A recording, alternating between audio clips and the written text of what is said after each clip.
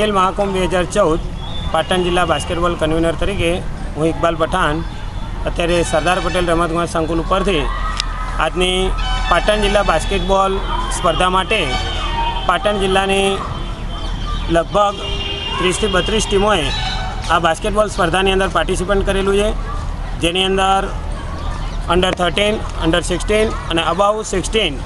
એમ કુલ 32 ટીમોએ અત્યારે અહીંયા મેદાન ઉપર દરેક ખેલાડી પોતાનો કવચ દાખવી અને દરેક પ્રતિસ્પર્ધી પોતે મેચો જીતવાના પ્રયત્ન કરી રહ્યા છે. હાલમાં આ ખેલ મહાકુંભ 2014 કે જે ખરેખર એક આપણા ગુજરાતના ખેલાડીઓ માટે ખૂબ જ એવી સ્પર્ધા છે કે જેની અંદરથી આપણે ગુજરાતને સારામાં સારા બાસ્કેટબોલના ખેલાડીઓ અત્યારે આપણે સારા ખેલાડીઓ આપી શકીએ એવું આ સરકારશ્રીનું ખૂબ જ ઉત્કૃષ્ટ આયોજન છે. અને આવું આયોજન એ સરકારશ્રી લગભગ